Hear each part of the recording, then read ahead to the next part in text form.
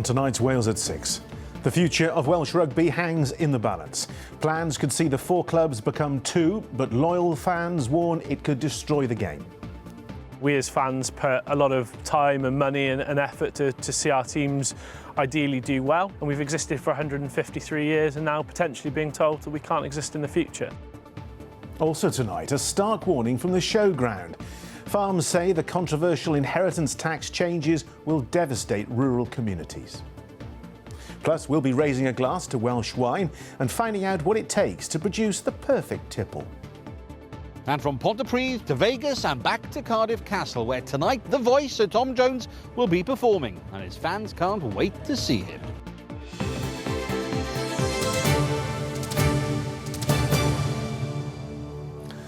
Hello, good evening. Something must change. That's the message from the Welsh Rugby Union tonight as they defend a radical restructuring of the game.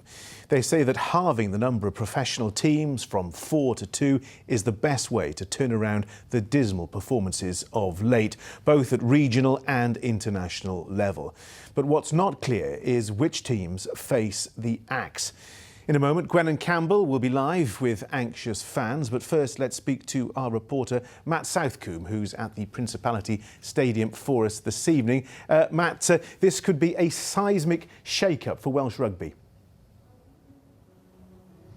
Absolutely, John. It will be the biggest since 2003 when the regions were actually created. It's been a difficult few years for Welsh rugby on the field, with results at all levels of the game being challenging. And the WRU believe that radical reform is now required to turn things around. And after months of speculation, the hierarchy of the Welsh Rugby Union were in the Principality Stadium behind me today, and they faced hours of questions as they finally went public with their plans to save Welsh rugby. Within these pages lies the future of Welsh rugby.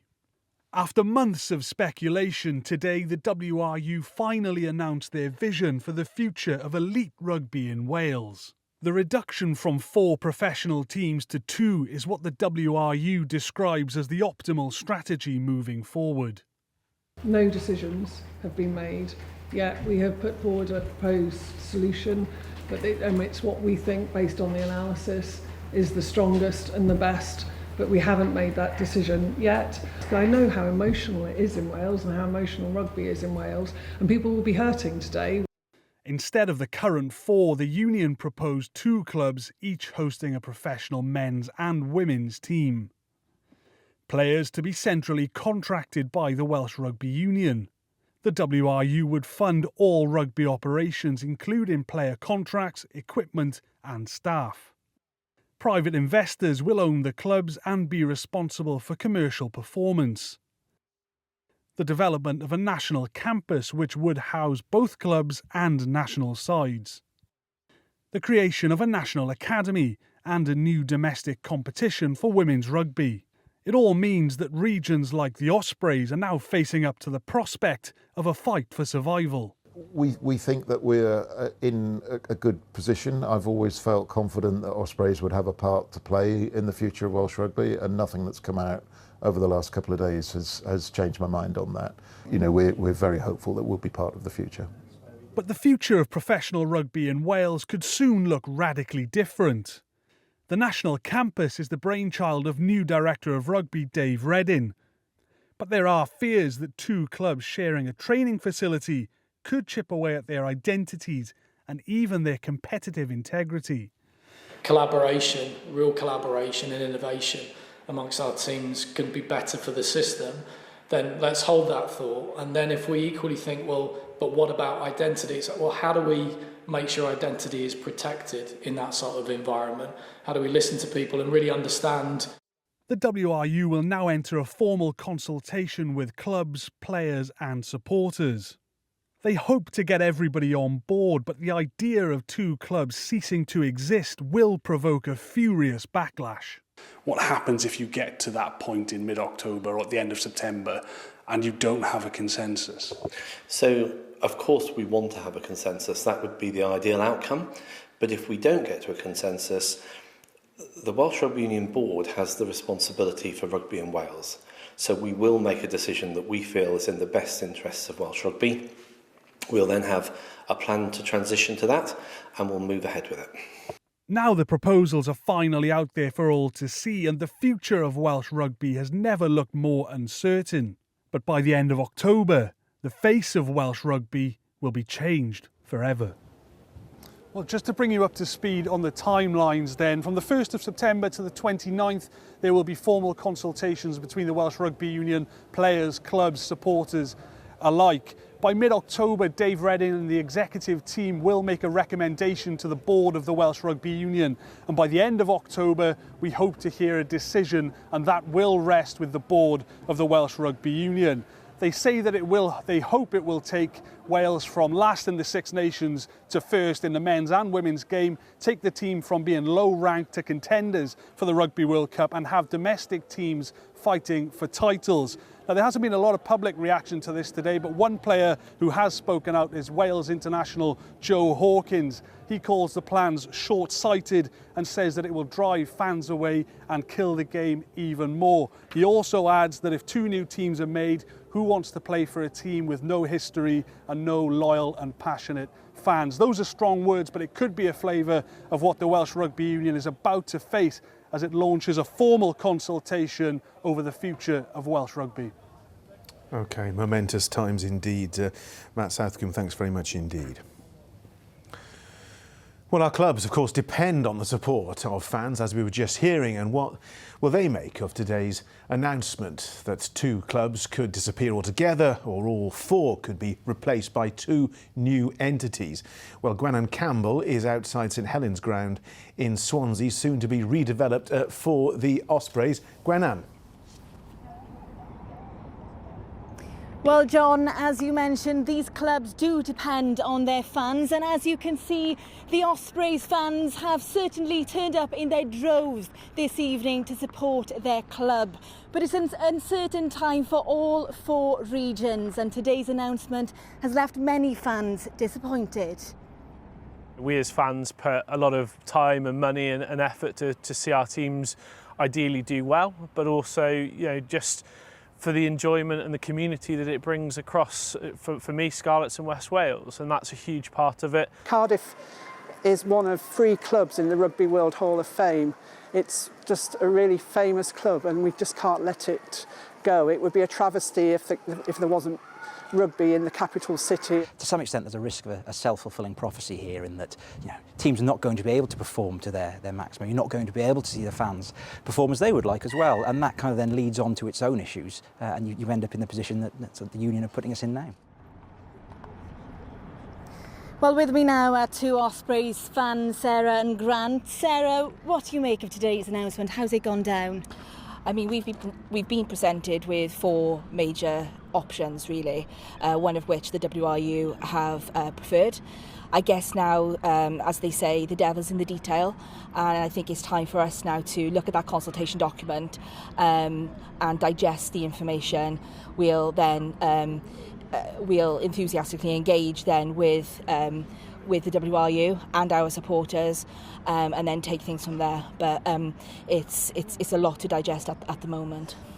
And Grant, you've supported the Ospreys from day one. What does the club mean to you? Well, 20 odd years later, we started playing in the Knoll and in St Helens, and it's nice to be back at St Helens, where we should be playing year after next. So yeah, it means a lot. I wouldn't be standing here if the club didn't mean a lot to me. You mentioned the future of the club is here. Does this announcement today affect that at all? We don't know. Right now, we don't know. We've got to look at the detail. You'd like to think that we've got at least 2 years before anything will kick in, looking at the information announced today. So that's 1 season in Bridgend and at least 1 season in St Helens, and hopefully lots more after that. And quickly then, Sarah, if the worst does happen, how would that affect the fans? I mean, obviously it's a very emotive subject at the moment, and I think it's one that none of us want to contemplate. I think the next steps for us are to take everything week by week and try to look forward positively, and yeah, as I say, engage positively going forwards. Thank you both very much. Well, there's a real rich history of rugby here in Wales, and these fans all across the region will be fighting for their future and crossing everything that their club won't be cut. OK, Gwenanne Campbell in Swansea. Thanks very much indeed. Workers at the aircraft manufacturer Airbus are to stage a series of strikes in a dispute over pay. 3,000 members of the Unite union, some of whom work in the Broughton factory in Flintshire, will walk out for 10 days in September after they voted in favour of industrial action. Airbus UK says its priority remains to find a solution together with the union. Rural business owners are warning that proposed changes to inheritance tax could leave them and others in their communities financially devastated. The latest plea to the UK government came on the opening day of the Pembrokeshire County Show, as Lewis Rhys-Jones now reports. There's a buzz from both livestock prize winners and visitors to be back at the Pembrokeshire County Show. But there's one topic on the table that continues to cause great anxiety in the agricultural community, and that's the UK government's inheritance tax changes. My son would have a six-figure amount of money to pay for 10 years to pay this inheritance tax off. Well, that and keeping the farm going isn't going to happen. We don't make that sort of money. And what for us and for others, we wouldn't be buying the machinery and things like that. One or two of the grandchildren wouldn't carry on farming, and that is, my husband, late husband, would be devastated at that. My father was diagnosed with cancer in February after that budget, and he shouldn't have thoughts about whether he has treatment or not to protect the farm that he's worked all his life to protect for the next generation. That should never happen. As farmers, we're more than happy to pay tax, but it has to be done in the right way and at least have decent thought process behind it. The Pembrokeshire Agricultural Society says the proposed changes could have a detrimental effect on county shows like this that rely so heavily on volunteers from family farms. They would have to change drastically, because then you wouldn't have the farm animals as we have now. You wouldn't then have the auxiliary industries as well, you know, the tractor dealers and all that sort of thing, and then possibly sponsors and all that. It would affect everybody.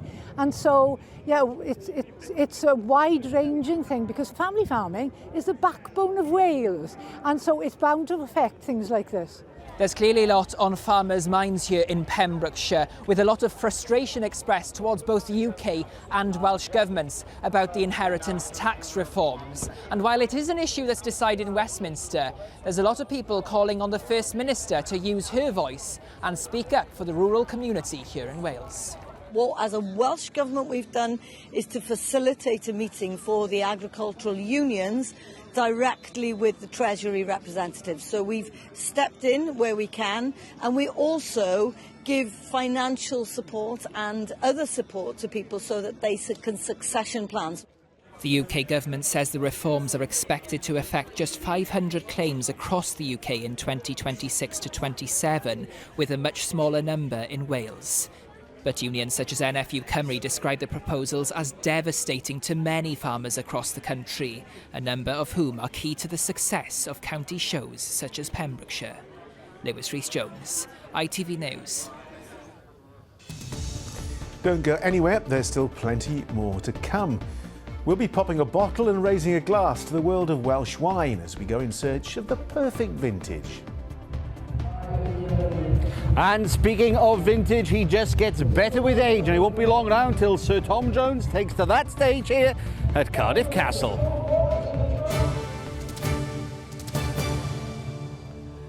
But before we move on, a quick look ahead to a special live programme tomorrow on the GCSE results. Here's the ITV News Rundown team. Hey, it's George. And crew from The Rundown. The news service routines are brought to you by ITV News. Join us tomorrow morning for a live results programme where we'll bring you the headlines of the day, as well as being joined by special guests who will answer your questions and help you navigate through what's next. We'll be live across the ITV News and Rundown YouTube channels and TikTok accounts, as well as the ITV News website. Join us tomorrow from 8:50. We'll see you there. See you there. See you then. Back to tonight, and a sea defence project in Rhyl has reached a major milestone with the reopening of the town's promenade. The revamped walkway has been raised to protect nearly 600 properties along the coast from flooding. Well, Joanne Gallagher is live in the Rhyl sunshine for us this evening. Joanne, a real boost to the town. Yeah, it is a boost, and it's work that was very much needed. It's opened on time, just in time for the bank holiday weekend, and whilst it's been widely welcomed, for some people we've been speaking to today, it's just not enough. After 18 months, this Victorian seaside town's promenade has reopened. After devastating floods affecting thousands of homes 10 years ago, a reinforced sea wall has been put up to protect Rhyl's future. Massive scheme, £60 million worth of money spent on protecting thousands of houses and businesses here in Rhyl, and we've completed that. Completed on time and within budget, which is obviously fantastic. And the spin-off is from that works we've been able to revamp the promenade, so we've now got a lovely uninterrupted walk all the way from Vorrid Harbour down to Splash Point, about 2 miles worth of fantastic walks and great access onto the beach. You can see where the money has been spent here in Rhyl, and while it is welcomed by many, for some who own businesses, there's more work to be done. There has been good positive investment in Rhyl, and I am personally very pleased about that. I really hope Rhyl flourishes, but I personally think that it needs to continue, really, to keep up with the cheaper holidays that you can get to go into abroad. Brandon Weston's a fourth-generation fairground showman. We've seen a lack in footfall in Rhyl. Sea defences all looks nice and fresh now, but it's people that we want, really. We're open for the nice bank holiday weekend to round the summer off. Hopefully we'll see an influx of people over the next weekend, and we'll end the season on a bang. There's been huge investment in the holiday resort, with new attractions springing up. We used to stay in Pontons and Prestatyn way back in the day. It's definitely changed. You like what they've done here with the prom? They've widened it. It looks absolutely lovely. We've been here. We love the new place down here, the CS2. It looks really good. And the carnival rides and whatnot. It's 30 years since you've been to Rhyl. How have you found it? A bit disappointing. It's the front here is much nicer. It's clean, isn't it? Tidy. Rhyl is stepping in the right direction, but residents and visitors are calling for more. Can Denbighshire County Council deliver? Rhyl has probably had a reputation over recent years that we're trying to significantly change. So my plea is, come and visit Rhyl yourselves, increase that footfall, see what Rhyl's got to offer. There's a lot of hope and ambition on the horizon. Well, the prom was quite quiet when we arrived here earlier today, but the sun has come out for us in Rhyl, and so are the people here enjoying the new promenade. Now, people are saying we want more from our seaside town. The local authorities say they're listening. More is coming. There's been a new food hall that's opened up the Queen's Market in the centre. A new cinema is on its way. SC2 has reopened. It's basically Rhyl's answer to the old Rhyl Sun Centre, which of course was world famous. So there's a lot happening here in the seaside town. There's a lot for people to be enjoying, and they're hoping that they get a good bank holiday weekend. Fingers crossed. Well, it looks pretty good from where I'm sitting. Joanne, thanks very much indeed. Now, there are hopes that Wales' growing winemaking industry can drive tourism in the coming years, with now more than 50 vineyards across the country. We've been to one near Abergavenny for the latest in our Taste of Wales series, where we celebrate the heritage and success of our most popular food products. And as Mike Griffiths has been finding out, Welsh winemakers are really packing a punch in a really competitive market. At first glance, this could be any of the world's great wine regions. It's this Welsh location, northeast of Abergavenny, that helps this vineyard make award-winning wine. 2008, we bought a field that was originally part of the farm. Nicola said to me, well, that must be south-facing. Can we have a look at that vineyard? 11 months later, we planted 4,000 vines, and it's just taken us on the most unbelievable journey you could ever wish to go on, to be honest. We've gone from 5 varieties in the first 4,000 vines to 8 varieties, but we've also risen to 13,500 vines, but 75% of that is black grapes for red wine. 30 years ago, you would never even dreamt of planting Cabernet Franc, to be honest. It was more the Germanic hybrids. So as that climate's changing, it's allowing grape growing in the UK to be very different now. The warming climate is undeniably benefiting growers here, but they're also seeing the flip side, prolonged heavy rain that can spoil production. When people talk about Wales, their presumption is that it's normally wet and windy, whereas we're 5-6 miles east of Abergavenny, so we're outside the Brecon Beacons. We're sheltered by those in the Black Mountains. So it's a little area that's just absolutely wonderful for growing grapes, to be honest. Well, as this business has gone from strength to strength, so too has the wider sector here. Welsh wine is celebrated internationally and is expected to grow further in years to come. Everything here is from Wales. Sarah Hobday is a wine merchant based in Cardiff. Stocking Welsh wine is a key part of her business. What I've noticed over the past 5 years is instead of, what, Welsh wine? That can't be a thing. I can't believe that we're actually producing wines, to, oh, I didn't realise we had so many Welsh vineyards, to, oh, I've had a bottle of that at this one vineyard. Can you recommend something different? I wanted to push the Welsh wine agenda, and I felt like it wasn't being represented well enough. And I thought, I'm going to go out and do it myself. There's just so much innovation happening in the industry, and I think it's great that we've got all of that variation, because you can't just say, well, I don't like a Chardonnay, therefore I'm not going to like Welsh wines. Actually, whatever your taste is, we'll probably be able to find you a bottle that you'll enjoy. So this is the new winery built at... Back at the vineyard, Rob and his wife are marking a milestone, the opening of their own winery. They say it's a sign of confidence in what they and the wider industry are doing. All involved hope the years ahead will be the best yet. Mike Griffiths, ITV News in Abergavenny. And still ahead on the ITV Evening News. Coming up on the programme, the government's looking at alternative options for asylum seekers in Epping after a High Court decision to remove them from the Bell Hotel. The dramatic moment, a police officer is shot by crossbow. A man is jailed for 9 years for the attack. And Robbie Williams sits down with Lucrezia to talk Oasis and why his kids don't have phones. Well, do join me for those stories and more at 6:30. Well, from Robbie to Sir Tom Jones. He'll take to the stage in Cardiff this evening in the first of 2 shows. Many fans were concerned after he had to cancel a show in Germany due to illness. But the 85-year-old icon will finish his European tour on the green grass of home as planned. Well, Rob Osborne is at Cardiff Castle for us tonight. Rob, what a night it's expected to be. Oh, so right, John. Look, it's not unusual for his fans to travel far and wide to see him, but baby, whether it's cold outside or hot, many still consider him to be a sex bomb and frankly would like to give him a kiss. But whether she's a lady or a gentleman, they have come to see one man. That is Sir Tom Jones, who will be taken to that stage very shortly. But first of all, I've been out of this castle to find out how his fans are feeling. Why? Hi, Delilah. It's not unusual. To be in love with anyone. Who are they all from? Who's singing them? Tom. How long have you been a fan? Really, since he was on The Voice. I didn't like him before. Hey, why? Delilah. Oh, he knows it. He's an expert. Yeah. What are you looking forward to? What song? Yeah, that one.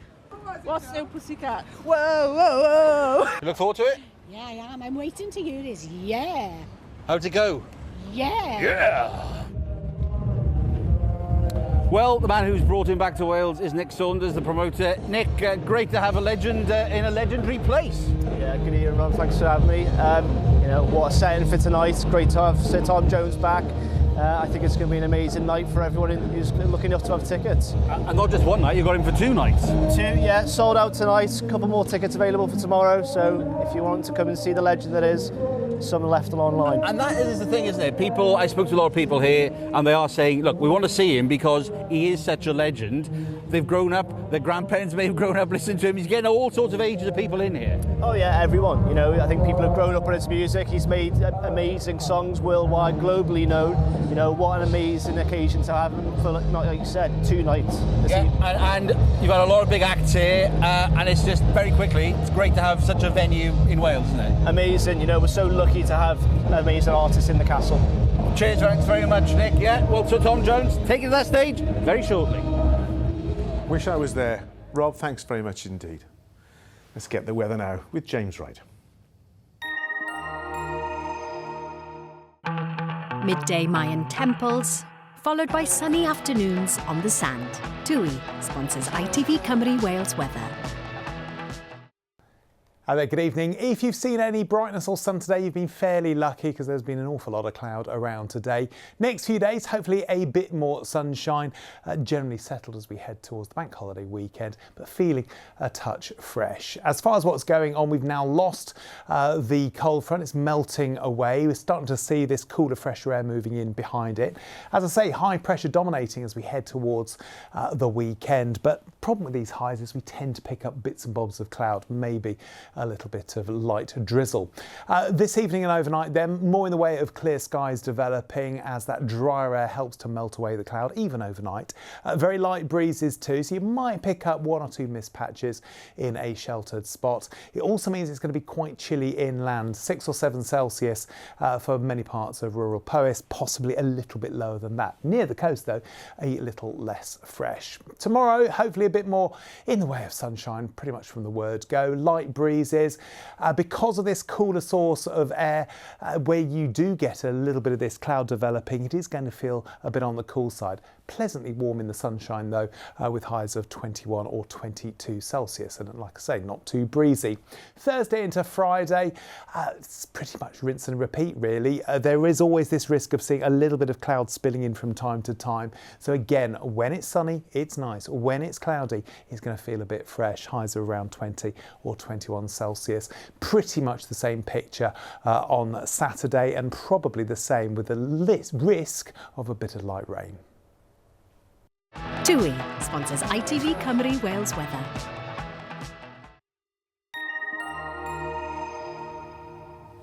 And that's all for now. Thanks very much for watching. I'll be back though with a late update after the ITV news at 10. But until then, from all of us, thanks for watching.